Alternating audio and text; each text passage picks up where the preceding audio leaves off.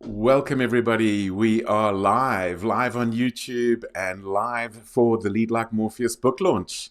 Welcome to those of you who are joining on Zoom and those of you who are joining on YouTube. And hopefully this is going to be a bit of fun, a bit of insight into me and the book and all of that.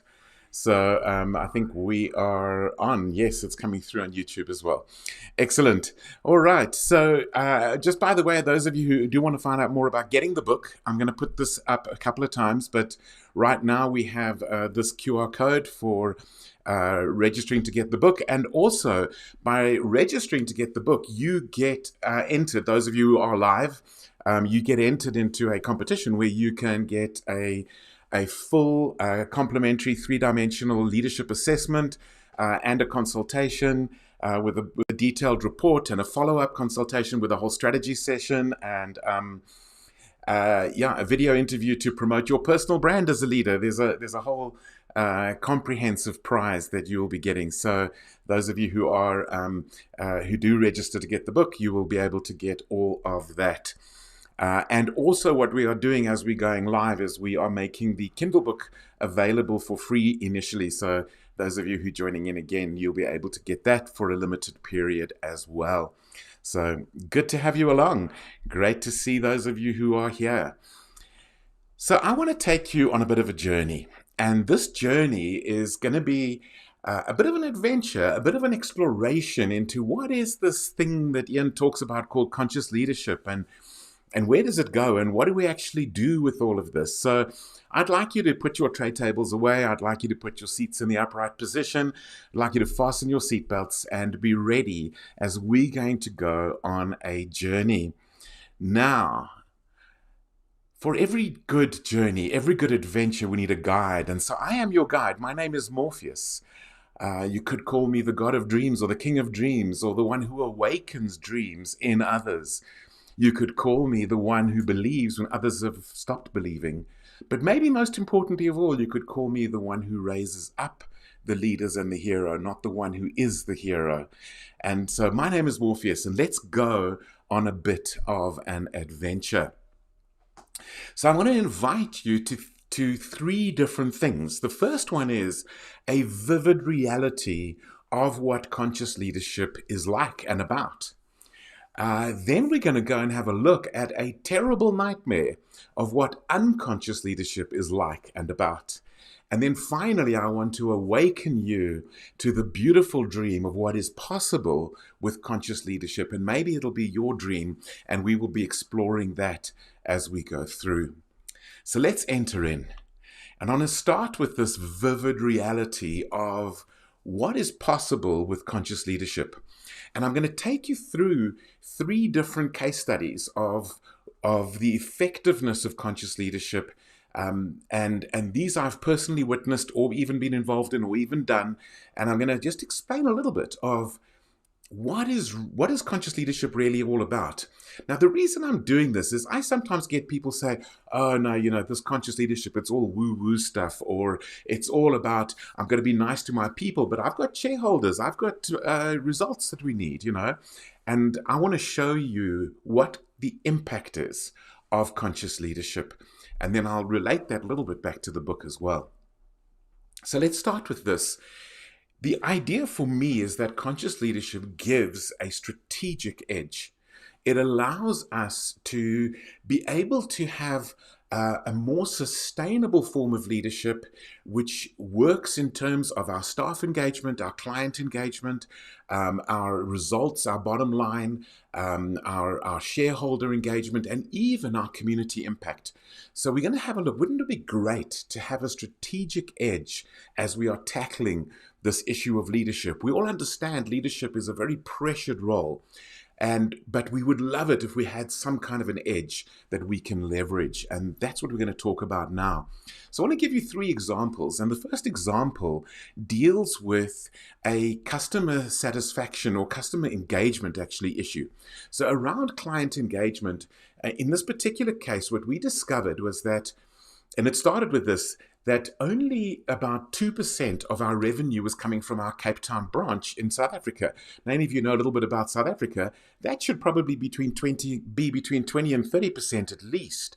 But we were only getting 2%. And I was curious, what's going on? Why don't our Cape Town clients buy from us? And we were a national technology distributor. And so I've called the salespeople in Cape Town and I said, I'd like to come and see you. What's going on? How can we actually address this? How can we increase your market share? And they said, you want to come and see us? You're a leader in product marketing. They don't come to Cape Town. And I went, well, I do. And so I managed to go and see them and discovered that they had no training on the product and the clients would call in and they wouldn't be able to answer their questions. And so we thought, how do we fix this? How do we get our clients to really want to deal with us? And so I equipped them and I trained them, and we even one night went out and had a bit of a party and we got them all engaged. And I think it was within 2 or 3 months, we had 25% of our revenue coming from Cape Town. And I thought, okay, that's very interesting. I wonder if the same wouldn't apply to the other branches. And I applied the same methods of equipping the salespeople to actually provide better service to the clients. And the net result of all of this was in a period of 2 years, we grew our revenue from 35 million to 150 million in this little division that I was responsible for. Incredible success by being conscious in the leadership approach that we actually tackled there. So that's case study number 1. Case study number 2 took place sometime later when I was actually working for Microsoft. And in this particular case, we were looking at, as part of a big program and engaging, what could we do in terms of community engagement? So the first story was about client engagement. This was about community engagement. And I discovered that we had a charity thing that we ran that was run by the staff. The staff would put in things to raise money. And I think the record we'd ever raised was 40,000 in a particular year. And I thought, I wonder if we could do something to up that game. And so we started to work as part of the overall launch strategy to see how we could raise funds. And then we had that particular year, we'd earmarked a children's home in Johannesburg.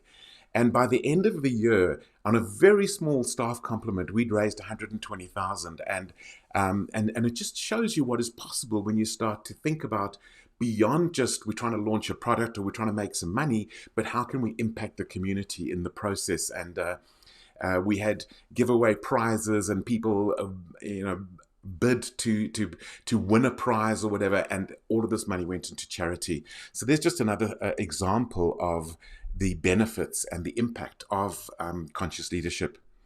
Then one third example was doing a big product launch. And during this product launch, I was tasked with engaging 3 areas: the staff, the technical press in the country, as well as the technical channel in the country. And we did all 3 of those, but there was a lot of focus on equipping the staff, right to the point where we mobilized every single staff member for the launch. And we had incredible meetings, so much fun, so much engagement. We put out newsletters every week, and we would put right at the bottom of the newsletter, if you got this far, let us know and you'll win a prize. And people would come back to us and say, I read the whole newsletter. And we had all of this engagement and this excitement. But you know what the net result was? The real result was that once we launched this product, we significantly broke the previous quarter's record every quarter for 2 years. That's 8 quarters in a row that we shattered the previous quarter's record.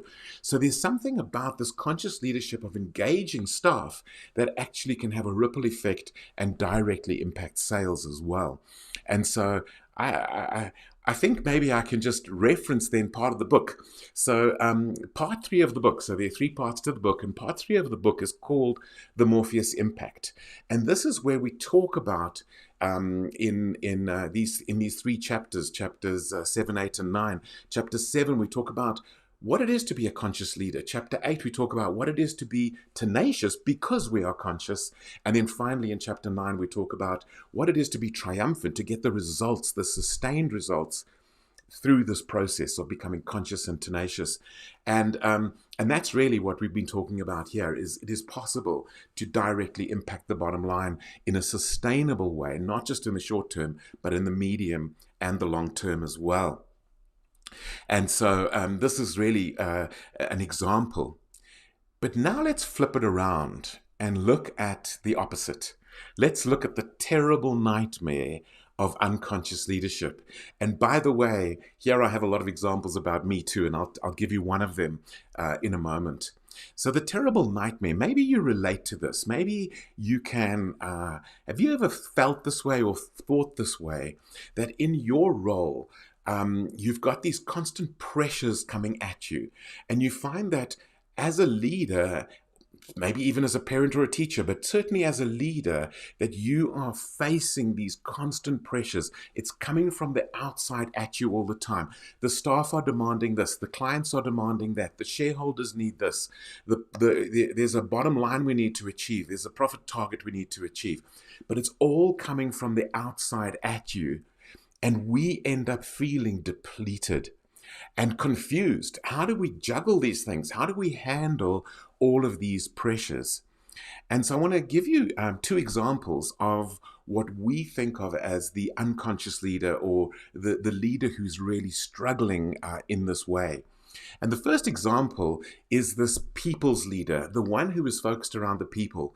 And I'll give you a very specific example here. One of the leaders that I'm working with and coaching at the moment has gone so far down this rabbit hole. And then this is an entrepreneur who runs a substantial business in the technology sector. And going down this rabbit hole of trying to be a servant leader, trying to help the people all the time, but reaching this point where the people have actually abdicated their own ownership. And what they have done is they're sort of now looking to him to be almost their parent. And every time they've got a personal problem, now he must solve it as the CEO, as the founder of the company. And I mean, he's got 150 staff. So you can just imagine the pressures where everybody is now, they're not taking any ownership. They're just deferring to him because he's been so people-centric that actually he is no longer able to thrive in other aspects that are critical to the success of his business. And so this is just one extreme example of the people's leader. And it's these external pressures coming at us all the time. Sometimes they're client pressures. The name we give this one is the survivor leader, because all it is about is getting through every day's pressure. Every day is things coming at us, and we want to survive. And that we call the survivor leader. And so that is one example of this unconscious leadership, the nightmare. And it is a nightmare because I've been there. I've tried to meet everybody's needs, and it's an impossible task. We actually want people to own their own needs, and we'll come back to that point a little bit later. Now, if the survivor, people-centered leader is on the one side, there's another kind of leader that we see a lot in the marketplace as well. And this one we call the profits leader. So we have the people's leader, we have the profits leader. Now, the profits leader is somebody who is so very focused on the bottom line, the results. And we often also call them the striver leader. Everything is about try harder. If we fail, try harder, work longer hours, put more effort in, do another course, learn more, but constantly we're going to be chasing and we're going to be pushing to up the game, But there's something about this. It's also an external pressure. It's also coming at us that we've got this bottom line and whatever we do, let's make this quarter's target, even if it sacrifices the possibility of next quarter. Now we don't know what to do next quarter, because basically these things are lacking sustainability. And so whether we are the profits leader stuck in survival mode, the people's leader stuck in survival mode, or the profits leader stuck in the striver mode, try harder. I'm sure you've all come across this, that sometimes the harder we try, the slower we go. And this is not what we're really looking for out of leadership. And so most of the leaders I work for are somewhere on this continuum, somewhere between being the people's leader or the profits leader. They are somewhere stuck in that, and it's drawing at them from all sides. And I'll tell you a quick story of a particular year in my career where I had exactly this. My boss was telling me, make your numbers, and by the way, you must lead like this, and it was so telling me what to do that wasn't me. But simultaneously, I had new people on the team, and they were struggling, and I was trying to go between. We must make the results, and we must get to the people, and being torn in between all of this. What started to happen is achieving neither. I ended up with the lowest staff satisfaction scores that I'd ever had in my career. I also ended up not making target for the first time ever in my career. This being drawn and pressured from all of this was one of my biggest failures as a leader that I ever encountered. And that led me to think there has to be a better way. There has to be another way. And that got me on the journey of first authentic leadership and then conscious leadership. Because you see, conscious leadership says it starts with me. And what I need to be doing is increasing my capacity, growing my capacity by becoming more conscious, becoming more self-aware of dealing with my own and growing my own emotional intelligence, becoming aware of my body and my emotions and my intuitions and all of these things, and being centered in myself to create capacity to handle all these external pressures with much more aplomb. With out of an overflow of capacity, we can be wise about, oh, now the staff are asking for this. Hang on, that's in their boundary. How can I put it back to them in the form of a question that will increase their own ownership rather than me just reacting all the time and trying to get through every day? So this was my failure, and this was what set me on my course to learn about and discover conscious leadership. So let me go to the third part of this, which is awakening you to the beautiful dream. So what is this conscious leadership? I've talked about the results of it.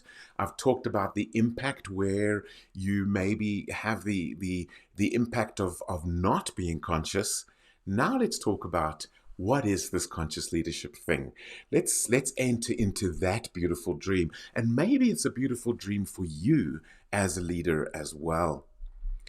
So I'm going to start with something very controversial, and that is conscious leadership is love. Now, before you react, I don't mean romance, and I don't mean niceness. I mean real love, genuine love. What do I mean by this? Well, this is not about trying to be nice to everybody, because we've already spoken about how that doesn't work. Neither is this about ignoring everybody. So what is this love thing? And what does that have to do with conscious leadership? Well, you see, true, authentic love is where we are interested in growing our people in where they're at and how do we get them to the place where they can function fully equipped with full ownership. And this is what for me gets really interesting is this approach of, rather than responding to what everybody asks for or wants, responding to what people need. That to me is good love. This is not a matter of making them dependent on me. And let's face it, that survivor mode leader, they are dependent on you. You can't take vacation because they are so dependent on you all the time. But this is actually equipping them and raising them up to be able to function even without you. Ken Blanchard says, great leadership is what happens when you're not there. And that's about what we're talking about here. And so this sometimes means the tough thing of kicking them out the nest. This is that parenting thing of, we're not there to raise children. We're there to raise adults as parents. And that's what we're really looking for here. So when I say leadership is love, it's not niceness. This is actually taking to heart and saying, what is the best I can do for these people? How can I empower them to take ownership, to be equipped, to be able to function more independently? Think of a pilot learning to fly. There comes a point where they need to take their solo flight. There comes a point where you could be in the control tower, you could still be talking to them, but basically they need to be able to function on their own. That happens because of this approach of leadership is love. And in fact, we talk about this in part 1 of the book, The Morpheus Awakening. And in the awakening, we have a process called call, build, release. And we talk about how the ultimate goal of great conscious leadership is release. Our people need to fly. Sometimes we've got to kick them out the nest. Sometimes we've got to create that level where they are equipped and empowered and motivated and confident to do the right thing. That is great leadership. That is multi-generational leadership. And that's really what we are looking for. By the way, feel free to put questions and comments in the chat, whether that's on Zoom or YouTube. We'll pick up on them and we will be answering some questions in a moment. So that is the first thing of conscious leadership. Is conscious leadership is love, real love, not niceness, and certainly not creating dependency. It's actually building independence. And in fact, we know this in life, that when we create dependence, we actually create codependence, and people do not function properly as human beings. We want to create independence and interdependence. And that's what the Morpheus Awakening is all about. So the next thing is that conscious leadership is health and vitality. Now, I mean, personally, I think as I've started to become more of a practitioner, I can say that I lost 70 kilograms, 70, over the last 5 years as I've been on this journey. But there's more to it than this. It's because we are creating the capacity inside of us. We have the capacity to manage ourselves emotionally, properly emotional intelligent, properly functioning with our bodies, and we honor our bodies, and we feed them, and we use nutrition. That's part of the consciousness, making ourselves our number one job every day, so that we have this capacity to lead, this capacity to love, the capacity to bring things to other people. So that is one of the critical elements of conscious leadership, is that conscious leadership is, in fact, about creating capacity, which creates vitality and health. So that's point number 2. Point number 3 of conscious leadership is wealth. And I don't need to elaborate really on this, because we've just been talking about it, how the results that were gained, that one example I gave you where we went from 35 million to 150 million in 2 years, was probably one of the most successful phases of my career. I was just earning bonus after bonus after bonus. And I think this was so critical and so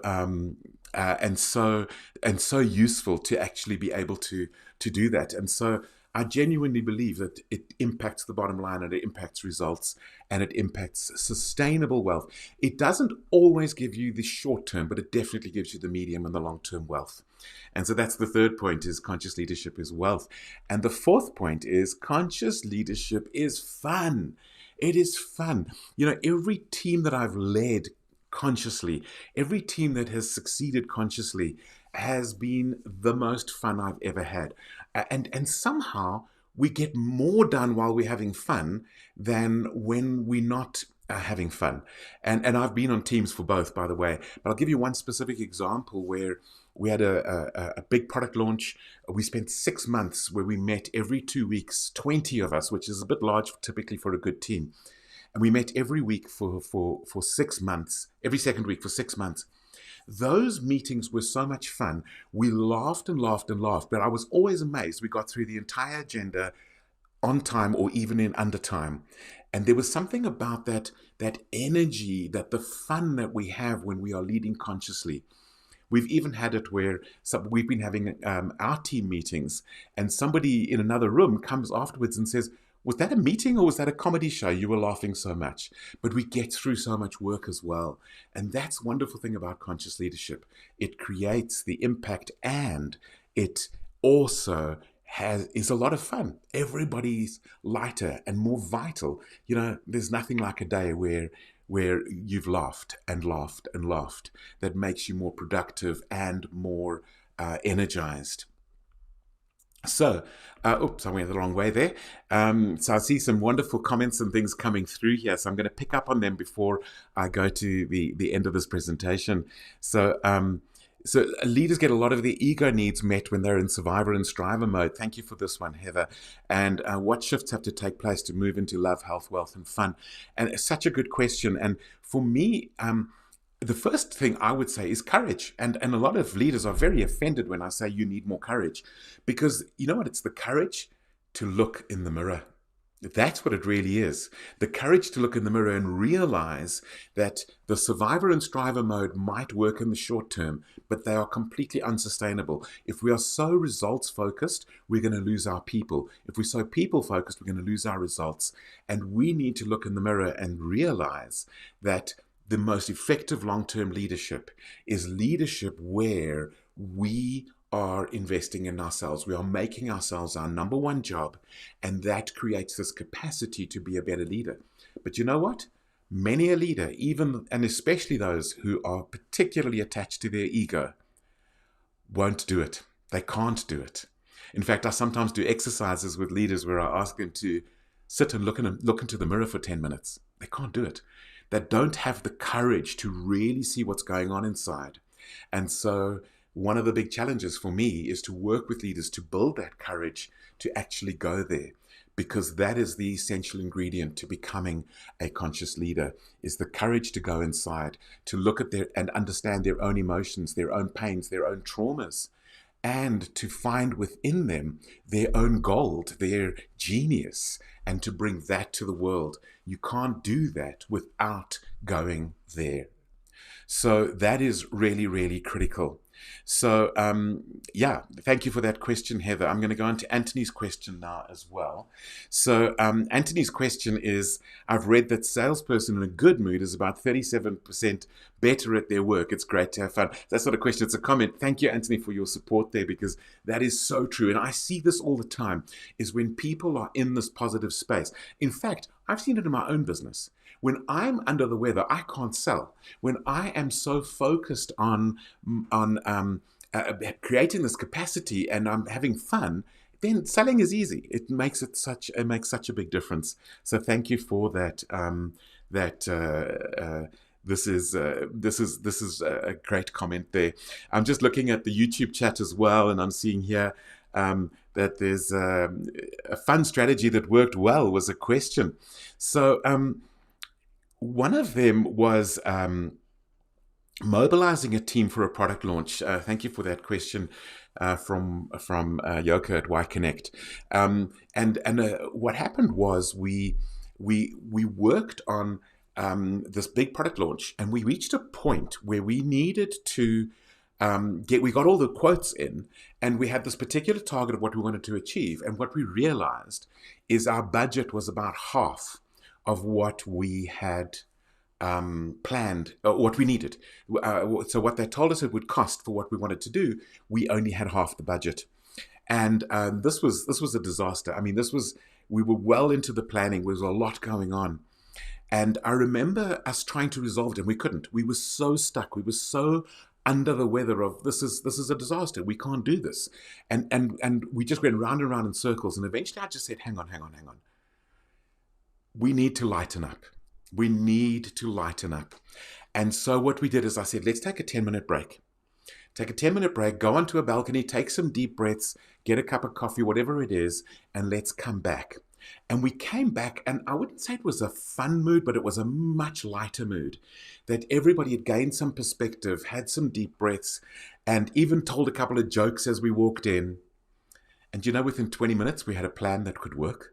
Within 20 minutes, by lightening up and getting rid of all that negative pressure, we actually lightened up, had a bit of fun, and next thing we had a strategy that could really, really work. So there we go. I'm going to just continue, and then I'll pick up on the other comments in the chat. So I wanted to just talk about part 2 of the book. I've mentioned part 3, I've mentioned part 1. Part 2 of the book is called the Morpheus Method. And this is a method for shifting mindset. So you can imagine there's a mindset shift, just like Heather's question earlier on about how do we get it out of our ego? Well, that's a mindset shift. And what I talk about a lot in the book is that real change comes from shifting mindsets, not from trying to just add knowledge or skill or something like that. And so the Morpheus Method is a process I call Connect, Stimulate, Challenge. There's a chapter on each, and it's about shifting mindsets, because with a new mindset, then we can have the love, the health, the wealth, and the fun in the way that we lead. Now, see, I'm getting quite close to the bottom of the hour, so I'm going to just wrap this up, and then I'm going to come back to the book and I'll handle any more questions. But I want to wrap up the presentation piece with this. I've presented to you now a vivid reality of what is possible when we lead consciously. I've presented to you a terrible nightmare of what it is like to lead from an unconscious and perhaps even ego-driven space. And then I've highlighted for you the beautiful dream for you that is possible if you want to lead consciously, a dream around love, health, wealth, and fun. And that's really what we've been talking about today. But now it's over to you. It really is over to you. You need to make a decision. Would you like to take the blue pill? And it's valid, by the way, to take the blue pill. The blue pill means that you're saying, I'm not ready, Ian. I'm still too attached. I can't look in that mirror yet. And that's okay. Take the blue pill, forget about this presentation, and being conscious about making that decision to not go down this path is better than no decision. Brilliant, in fact. So it's a viable option. Maybe right now you can't do it. You cannot face it. You are so stuck in survivor mode that is an impossibility. But I want to offer those of you who are ready, who are maybe even already on the journey, the possibility of the red pill. And the red pill is the red pill where you can begin this journey. Just to be clear, it's not the red pill where you arrive as a conscious leader. It's the red pill to embrace the journey. Just like Neo in the Matrix, taking the red pill and then leaving the Matrix, but still then had everything to learn, was stuck in all the mindsets. A whole process had to follow, because you see, conscious leadership is a journey. It's not a journey where you will ever arrive. It's always going to be going on.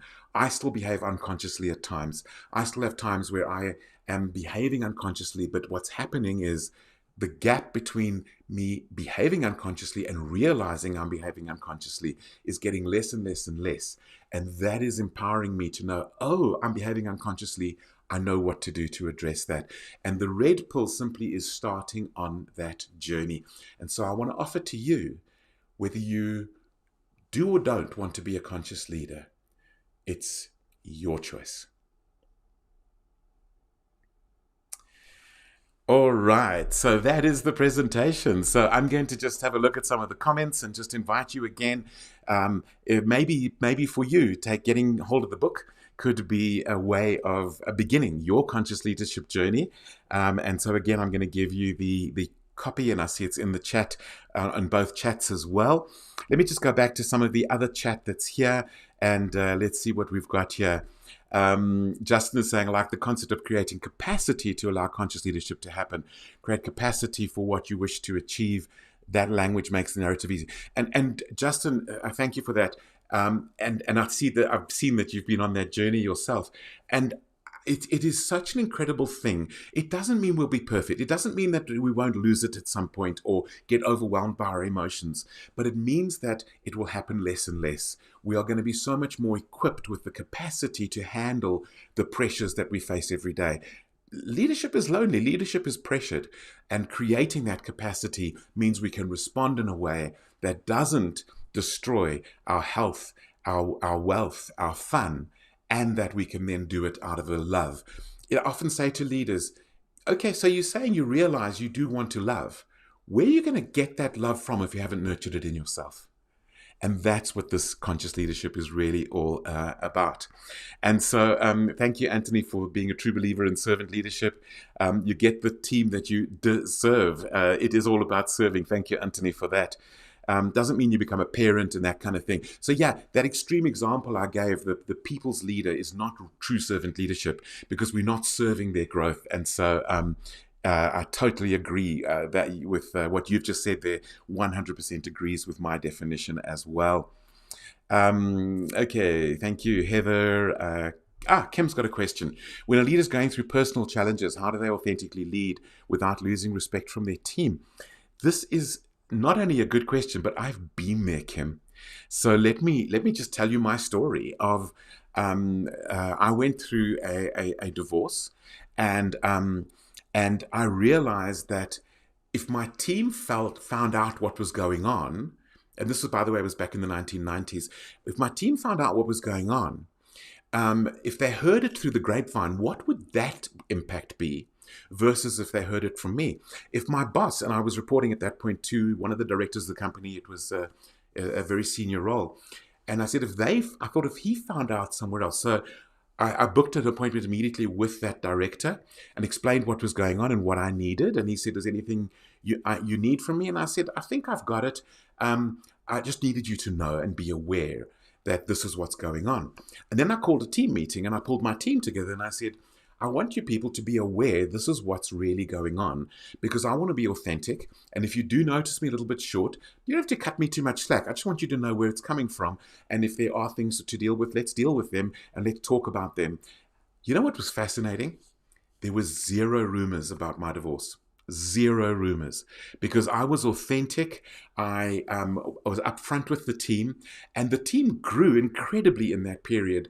They picked up a lot of leadership themselves, and just that authenticity actually was quite transformational for the team. And I got so much positive feedback from them, but even more so, the fact that there were no wicked rumors running around because I'd been upfront and authentic. So, thank you for that. And I see there's a comment from Emmanuel's as well, and we'll pick up if there are any more. So Emmanuel, so good to have you with us.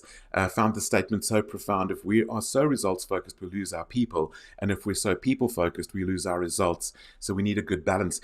And the balance is one aspect of it, Emmanuel's, and I completely agree with you. But even better if the balance comes from the capacity that we build inside of us. So if we can be building that capacity, we not only can deal with both, but we'll have capacity for both and we'll be wiser. And for me, this is a critical thing. When we're under the weather, we're under the pressures of the day, we often can't zoom out. You know, the survivor and the striver mode leader, they can't really take vacation. Everything is so pressured. And a lot of the decisions are short-term decisions as opposed to being able to take the longer-term decision of what is the best approach here? What's the long-term approach here? Simple example. Somebody walks into your office with a crisis. Give them the answer. You've created dependency on you. Ask them the questions to solve it themselves. You've actually created independence and ownership. You see, when we are telling people all the time what to do, and sometimes we do need to tell, by the way, but when that's all we do is telling, we're actually creating dependency. When we're asking the questions, creating a thinking environment for our people, that creates ownership. And that's what we really want, is that level of ownership. So that is conscious leadership. So just having a look now at some of the other comments that are coming through. Thank you very much. Thank you, Tammy, for saying I'm all in for a conscious leadership party. Let's do it. I've certainly had a few, Tammy, and certainly you organized one yesterday that was fantastic as well. So thank you, everybody. Thank you, Sue. You will get your copy soon. Very good. I think that's it. So any more questions? Let's ask. And thank you, everybody, for being here. Thank you for contributing your questions. And once again, here is the link for the book. And there's a lot of comments in the chat about the process and where we're at with that. So thank you for everybody there. And I think I can just say I really appreciate everyone for being here. And thank you for all of the comments and questions, unless there's more. Thank you very much for that feedback. So go and lead well. Take the red pill, go and lead well. And if you can't, take the blue pill. That is really, really a good point.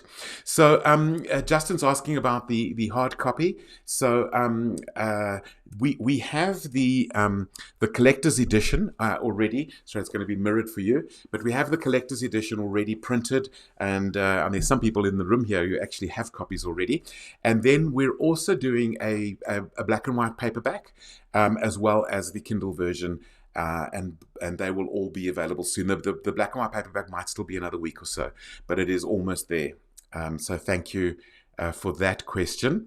And okay, Cindy says, actually, Cindy, I hope I can read this out loud. I hope that's okay. She's asking about how often we've seen in the old school of leadership, and I want to just say to you, old style leadership is not working. And I'm hearing this globally. You know, I've now worked with leaders from more than 100 countries. I was in Saudi Arabia in October, and these guys just said to me, the old way of leading just does not work anymore. And what we are looking for is a kind of leadership that works with Generation Y and Generation Z. And Generation Y and Generation Z need a new kind of leadership. And when I hear leaders complaining about Generation Y and Generation Z, I have two questions for them. The first question is, are you taking advantage of what those generations bring that the previous generations didn't? That's my number one question. And my second question is, if half of our workforce is now Generation Y and Generation Z, and you can't lead them, are you even a leader anymore? Isn't that interesting? Conscious leadership works on Generation Y and Generation Z, and they're looking for authenticity. So yeah, we sometimes need to be a little bit more authentic. So thank you as well. All right, I'm seeing lots of positive comments. Thank you, everybody. Authenticity, personal branding, yes. Thank you also for all the positive feedback, everybody. And I'm going to end the recording now. Thank you very, very much. I really appreciate everybody being here. And go and lead well.